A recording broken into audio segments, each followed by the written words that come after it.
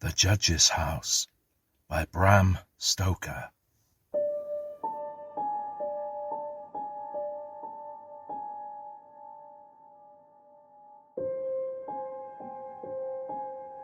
It was April, and John Moore was studying for an important examination. As the date of the exam came nearer, he decided to go somewhere and read by himself. He did not want the amusements of the seaside or the beauties of the countryside. He decided to find a quiet, ordinary little town and work there undisturbed. He packed his suitcases with clothes and books. Then he looked in a railway timetable for a town that he did not know. He found one and bought a ticket to go there. He did not tell anyone where he was going. After all, he did not want to be disturbed. That is how Moore arrived at Benchurch. It was a market town, and once a week it was quite busy for a few hours. The rest of the time it was a very quiet, sleepy little place. Moore spent his first night at the only hotel in the town. The landlady was very kind and helpful, but the hotel was not really quiet enough for him. The second day, he started looking for a house to rent. There was only one place that he liked. It was more than quiet. It was deserted and very lonely. It was a big, old 17th century house. It had tiny windows like a prison, and a high brick wall all around it. It would be hard to imagine a more unwelcoming place, but it suited Moore perfectly. He went to find the local lawyer who was responsible for the house. Mr. Carnford, the lawyer, was very happy to rent the house to him. "I'd be glad to let you have it for free," he said, "just to have somebody living in it again after all these years. It's been empty so long that people have spread a lot of foolish stories about it. You'll be able to prove the stories wrong." Moore did not think it was necessary to ask the lawyer for more details of the foolish stories. He paid his rent, and Mr. Carnford gave him the name of an old servant to look after him. He came away from the lawyer's office with the keys of the house in his pocket. Then he went to Mrs. Wood, the landlady of the hotel. "I'm renting a house for a few weeks," he said. "Can you advise me about shopping, please? What do you think I shall need?" "Where are you going to stay, sir?" the landlady asked. Moore told her. She threw up her hands in horror. "Not the Judge's house," she said, and she grew pale as she spoke. He asked her to tell more about the house. "Why is it called the Judge's house?" he said. "And why doesn't anyone want to live in it?" "Well, sir," she said, "a long time ago, now I don't know how long, a judge lived there. He was a very hard, cruel judge, sir, a real hanging judge. He showed no mercy to anyone. But as for the house itself, well, I can't say. I've often asked, but nobody could tell me anything for certain." She found it hard to explain. The general feeling in the town was that there was something wrong, something strange about the Judge's house. "As for me, sir," she said, "I won't stay there alone, not for all the money in the bank." Then she apologized to Moore.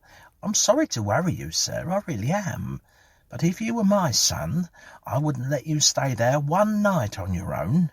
I'd go there myself and pull that big alarm bell that's on the roof." Moore was grateful for her kindness and anxiety. "How good of you to be so anxious about me, Mrs. Wood," he said. "But there's really no need to worry. I'm studying for an important examination, and I have no time for horrors or mysteries." The landlady kindly promised to do his shopping for him. Moore then went to see the old servant whom Mr. Carnford had recommended to him. Her name was Mrs. Dempster, and she seemed pleasant and eager to please her new master. When he returned with her to the judge's house 2 hours later, he found Mrs. Wood waiting outside it. She had several people with her, men and boys carrying parcels, and another 2 men with a bed. "But there are beds in the house," cried Moore in surprise, "and nobody slept in them for 50 years or more. No, sir, I won't let you risk your life in an old damp bed." Moore decided to live in the dining room. Mrs. Wood and Mrs. Dempster began to arrange everything. Soon the baskets were unpacked. Moore saw that kind Mrs. Wood had brought many good things from her own kitchen. Before she left, she turned to Moore and said, "I do hope you'll be all right, sir, but I must say I couldn't sleep here with all these ghosts." When she left, Mrs. Dempster laughed. "Ghosts," she said. "There are no ghosts.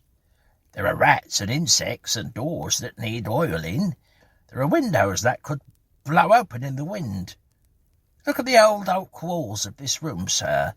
They are old, hundreds of years old. Don't you think there'll be rats and insects behind the wood? Oh, you'll see plenty of rats here, sir, but you won't see any ghosts, I'm sure of that. Now you go and have a nice walk, and when you come back, I'll have this room all ready for you." She kept her promise. When Moore returned, he found the room clean and neat. A fire was burning in the ancient fireplace. She had lit the lamp and put his supper ready on the table. "Good night, sir," she said. "I have to go now and get my husband's supper. I'll see you in the morning." "This is wonderful," said Moore to himself as he ate Mrs. Dempster's excellent food. When he had finished his supper, he pushed the dishes to the other side of the table. He put more wood on the fire and began to study. Moore worked without stopping until about 11 o'clock. Then he put some more wood on the fire. He also made a pot of tea. He was enjoying himself very much. The fire was burning brightly. The firelight danced on the old oak walls and threw strange shadows around the room. His tea tasted excellent, and there was nobody to disturb him. Then, for the first time, he noticed how much noise the rats were making. "Were they making all this noise while I was studying?" he thought. "No, I don't think they were. Perhaps they were. Perhaps they were afraid at first, and now they have become braver, and they are running about as usual. Oh, how busy they were, and what a lot of noise they made. Up and down they rushed, behind the old oak walls, over the ceiling and under the floor. Moore remembered Mrs. Dempster's words, "You'll see plenty of rats, but you won't see any ghosts." "Well," he said with a smile, "she was right about the rats, anyway." He picked up the lamp and looked around the room. "How strange," he said to himself. "Why doesn't anybody want to live in this beautiful old house?" The oak walls were very beautiful. There were some pictures on the walls, but they were covered with dust and dirt, and he could not see them clearly. Here and there he saw a few small holes in the walls. From time to time the curious face of a rat stared at him. Then, with a scratch and a squeak, it was gone. The thing that interested him most, however, was the rope of the great alarm bell on the roof. The rope hung down in a corner of the room on the right-hand side of the fireplace. He found a huge, high-backed oak chair and pulled it up beside the fire. Then he sat and drank his last cup of tea. Then he put more wood on the fire and sat down at the table again with his books. For a time the rats disturbed him with their scratching and squeaking, but he got used to the noise, and soon he forgot everything except his work. Suddenly he looked up. Something had disturbed him, but he did not know what it was. He sat up and listened. The room was silent. That was it. The noise of the rats had stopped. That's what disturbed me, said Moore with a smile. He looked around the room and saw an enormous rat. It was sitting on the great high-backed chair by the fire, and it was staring at him with hate in its small red eyes. Moore picked up a book and pretended to throw it, but the rat did not move. It showed its great white teeth angrily, and its cruel eyes shone mercilessly in the lamplight. "Why, you!" cried Moore. He picked up the poker from the fireplace and jumped up. Before he could hit the rat, however, it jumped to the floor with a squeak. It ran up the rope of the alarm bell and disappeared in the darkness. Strangely, the squeaks and the scratches of the rats in the walls began again. By this time, Moore no longer felt like working. Outside the house, the birds were singing. Soon it would be morning. He climbed into bed and immediately fell asleep. He slept so deeply that he did not hear Mrs. Dempster come in. She dusted the room and made his breakfast. Then she woke him with a cup of tea. After breakfast, he put a book in his pocket and went out for a walk. On the way, he bought a few sandwiches. "Then I shan't have to stop for lunch," he said to himself. He found a pretty, quiet little park and spent most of the day there, studying. On his way home, he called at the hotel to thank Mrs. Wood for her kindness. She looked at him searchingly. "You must not work too hard, sir. You look pale this morning. Too much studying isn't good for anyone. But tell me, sir, did you have a good night? Mrs. Dempster told me you were still asleep when she went in." "Oh, I was all right," said Moore with a smile. "The ghosts haven't troubled me yet. But the rats had a party last night. There was one old devil with red eyes. He sat up on the chair by the fire. He didn't move until I picked up the poker. He ran up the rope of the alarm bell, but I didn't see where he went. It was too dark." "Dear God!" cried Mrs. Wood. "An old devil sitting by the fire! Take care, sir, take care." "What do you mean?" asked Moore, in surprise. "An old devil. The old devil, perhaps." Moore started to laugh. "Please forgive me, Mrs. Wood," he said at last. "I just couldn't help laughing at the idea of the devil himself sitting by my fire." And he began to laugh again. Then he went home for dinner. That evening, the noise of the rats began earlier. After dinner, he sat down beside the fire and drank his tea. Then he sat at the table and started to work again. The rats disturbed him more than the previous night. They scratched and squeaked and ran about and stared at him from the holes in the walls. Their eyes shone like tiny lamps in the firelight. But Moore was becoming used to them. They seemed playful rather than aggressive. Sometimes the bravest rats ran out onto the floor or across the tops of the pictures. Now and again, when they disturbed him, Moore shook his papers at them. They ran to their holes at once, and so the early part of the night passed quietly. Moore worked hard for several hours. All at once he was disturbed by a sudden silence. There was not a sound of running or scratching or squeaking. The huge room was silent as the grave. Moore remembered the previous night. He looked at the chair by the fireside and got a terrible shock. There, on the great high-backed oak chair, sat the same enormous rat.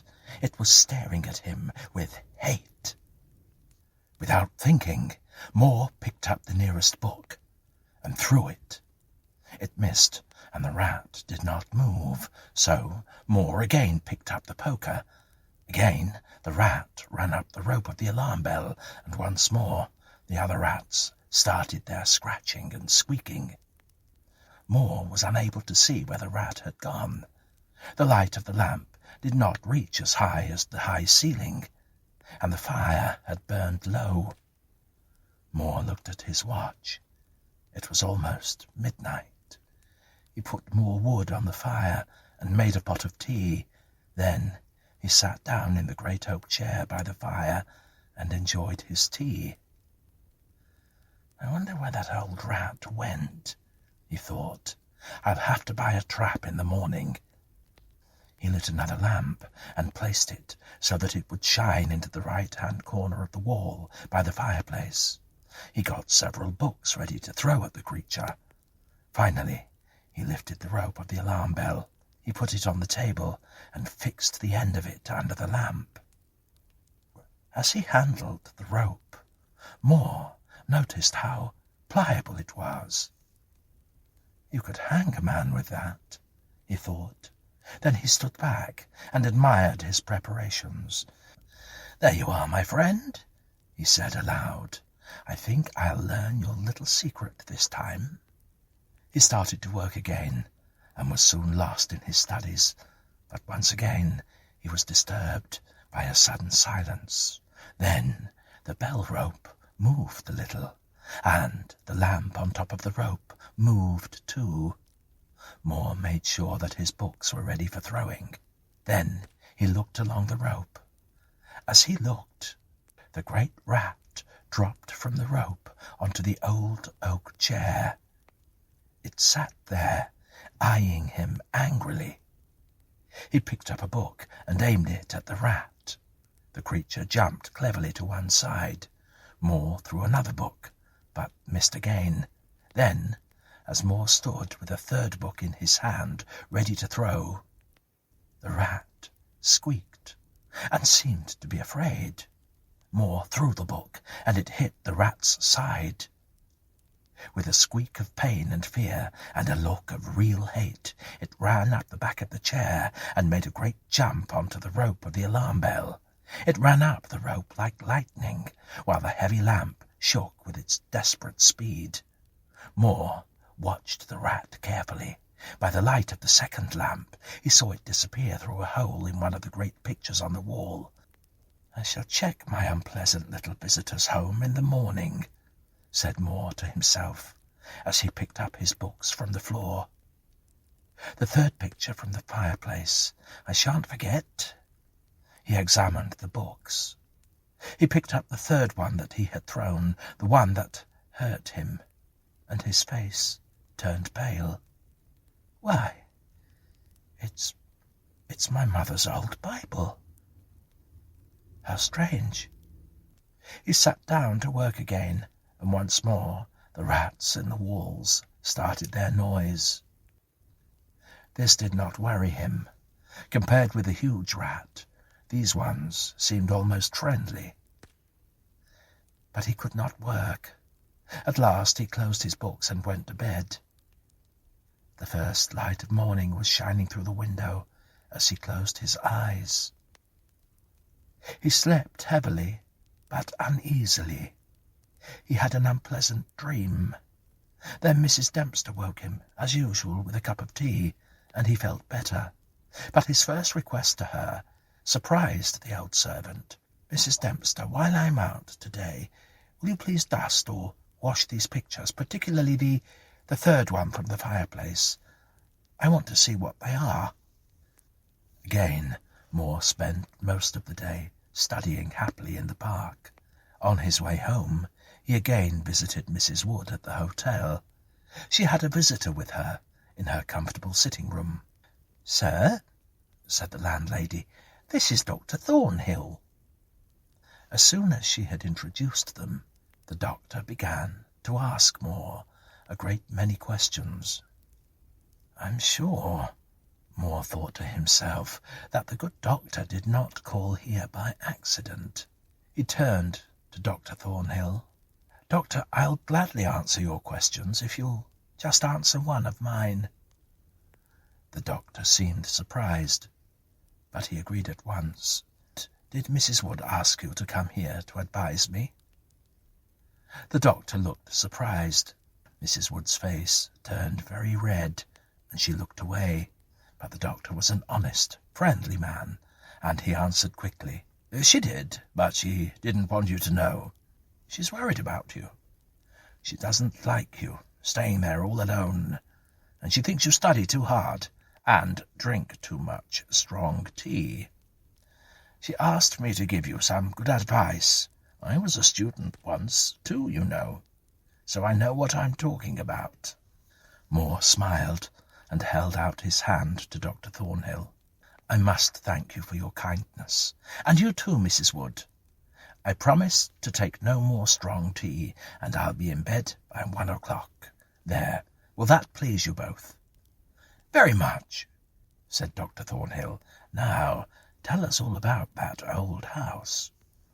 Moore told them all about the strange events of the previous night. When he told them how he had thrown the Bible, Mrs. Wood gave a little scream. When Moore had finished his story, Dr. Thornhill looked very serious. The rat always ran up the rope of the alarm bell? He asked. Always, said Moore. I suppose you know, said the doctor, what that rope is. No, I don't, said Moore. It is the hangman's rope, said the doctor. After the judge condemned someone to death, the unfortunate man was hanged with that rope. Mrs. Wood gave another scream. The doctor went to fetch her a glass of water. When he returned, he looked hard at Moore. Listen, young man, he said, if anything happens to you tonight, don't hesitate to ring the alarm bell. I shall be working quite late tonight, too, and I'll keep my ears open. Now don't forget. Moore laughed. I'm sure I shan't need to do that, he said, and went home for dinner. I don't like that young man's story, said Dr. Thornhill after Moore had left. Perhaps he imagined most of it. All the same, I will listen for the alarm bell tonight. When Moore arrived home, Mrs. Dempster had already left, but his supper was ready for him. The lamp was burning brightly, and there was a good fire in the fireplace. It was a cold, windy evening, but the room was warm and inviting. For a few minutes after he came in, the rats were quiet, but as before, they soon became used to his presence. Soon they started their noise again. He was glad to hear them. He remembered how silent they had been when the great rat appeared. Moore soon forgot the squeaking and scratching. He sat down to his dinner with a light heart. After dinner, he opened his books, determined to get some work done. For an hour he worked very well. Then his concentration weakened, and he looked up. It was a stormy night. The whole house seemed to shake, and the wind whistled down the chimneys with a strange, unnatural sound. The force of the wind shook the alarm bell. The pliable rope rose and fell a little, and the bottom of it hit the oak floor with a hard and hollow sound. As Moore watched it, he remembered the doctor's words. It is the hangman's rope. He went over to the corner by the fireplace and took the rope in his hand. He looked at it very hard. He wondered how many people had died on the end of that rope. As he held it, the movement of the bell on the roof still lifted it now and then. Then he felt a new movement. The rope seemed to tremble, as if something was moving along it. At the same time, the noise of the rats stopped. Moore looked up and saw the great rat coming down towards him. It was staring at him with hate.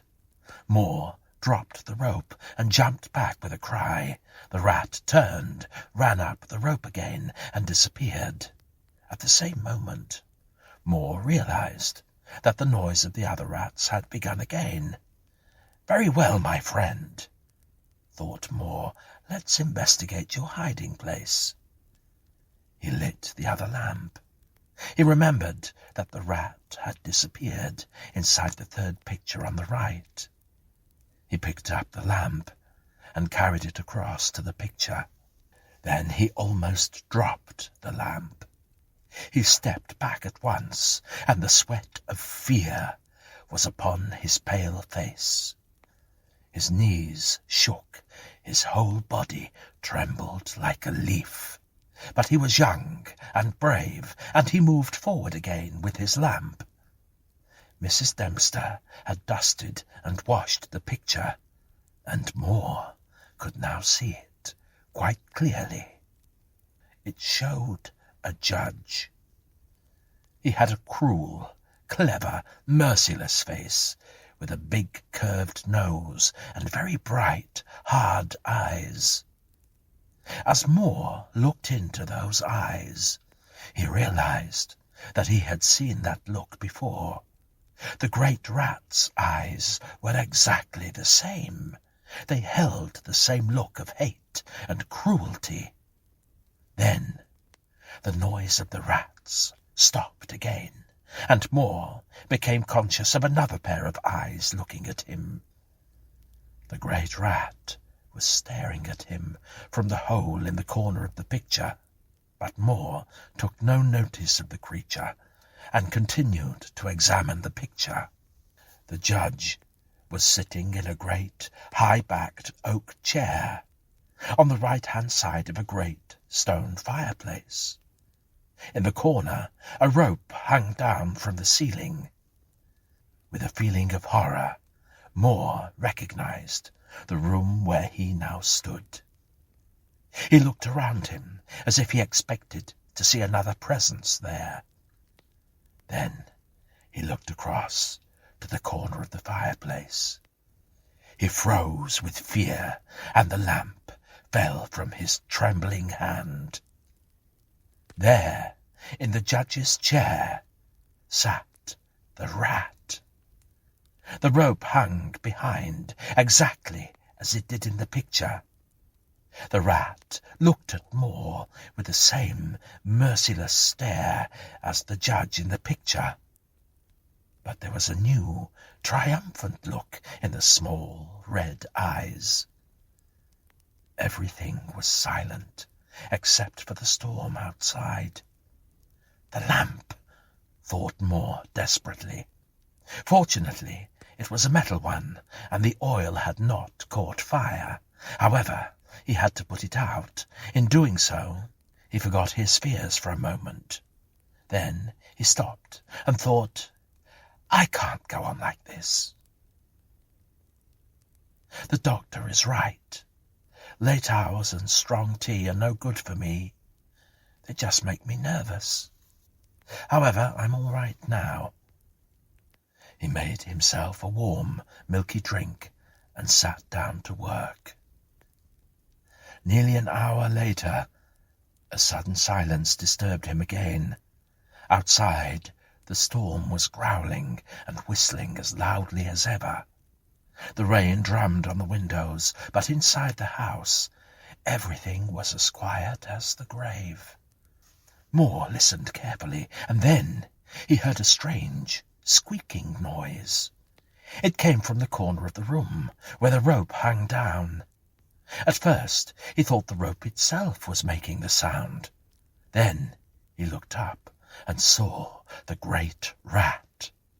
It was chewing the rope with its ugly yellow teeth. It had almost bitten through it, and, as Moore watched, part of the rope fell to the floor. Only a short piece was still attached to the bell, and the rat was hanging on to it. Now the rope began to swing backwards and forwards. Moore felt a moment of terrible fear. "Now I can never ring the alarm bell," he thought. Then he was filled with anger. He picked up the book he was reading and threw it violently at the rat. He aimed it well, but before the book could hit it, It dropped off the rope and landed on the floor. At once, Moore rushed towards it, but the rat ran away and disappeared into the shadows. "Let's have another rat hunt before bed," said Moore. He picked up the lamp and almost dropped it again. The figure of the judge had disappeared from the picture. The chair and details of the room were still there, but the man himself had gone. Frozen with horror, Moore moved slowly round. He began to shake and tremble. His strength left him, and he was unable to move a muscle. He could only see and hear. There, on the great, high-backed oak chair, sat the judge. His merciless eyes stared at Moore. There was a smile of triumph on his cruel mouth. Slowly, he lifted up a black hat. Moore's heart was drumming wildly. There was a strange, singing noise in his ears. Outside, the wind was as wild as ever. Then, above the screams of the wind, he heard the great clock striking in the marketplace.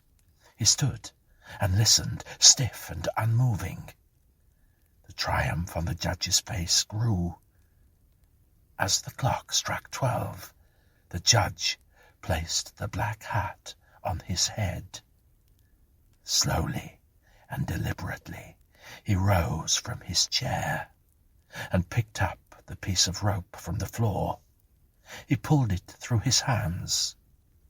Slowly and carefully, he made the thick, pliable rope into a noose. He tested the noose with his foot, pulled hard at it till he was pleased with it. Then he began to move, slowly and carefully, past the table on the opposite side to Moore. Then, with one quick movement, he stood in front of the door. Moore was trapped. All this time, the judge's eyes never left Moore's. Moore stared into the cruel eyes like a bird watching a cat. He saw the judge coming nearer with his noose. He saw him throw the noose towards him. Desperately, Moore threw himself to one side and saw the rope fall harmlessly to the floor. Again, the judge raised the noose and tried to catch Moore. Again he tried, and all the time he stared mercilessly at the student. "He's just playing with me," thought Moore, "like a cat playing with a bird. Soon he'll catch me and hang me." He looked desperately behind him. Hundreds of rats were watching him with bright, anxious little eyes. Then he saw that the rope of the alarm bell was covered with rats. As he watched, more and more were pouring down onto the rope. From the round hole in the ceiling that led to the bell itself, the rats were hanging from the rope, and there were so many of them that the rope was swinging backwards and forwards. The alarm bell began to ring. Softly at first, then strongly. At the sound, the judge looked up. A devilish anger spread across his face. His eyes burned. Outside, there was a deafening crash of thunder. The judge raised his noose again, while the rats ran desperately up and down the rope of the alarm bell. This time, instead of throwing the rope, the judge moved nearer to Moore and held the noose open. Moore was unable to move. He stood there like a stone figure. He felt the judge's icy fingers and the pliable rope against his neck. He felt the noose tighten against his throat. Then the judge picked up the stiff body of the student in his arms and carried him. He carried him over to the great oak chair and stood him on it. Then, stepping up beside him, the judge put up his hand and caught the rope of the alarm bell. At his touch, the rats ran away, squeaking with fear. They disappeared through the hole in the ceiling. Then the judge took the end of the noose, which was around Moore's neck. He tied it to the hanging bell rope. Then he climbed down and pulled away the chair. When the alarm bell of the judge's house began to ring, a crowd soon gathered. People came running with lanterns and torches, and soon hundreds of people were hurrying up to the house. They knocked loudly at the door, but there was no reply. They broke down the door and poured into the great dining room. The doctor was the first to reach Moore, but too late. There, at the end of the bell rope, hung the body of the student. The judge stared out once more from his picture, but on his face there was a smile of triumph.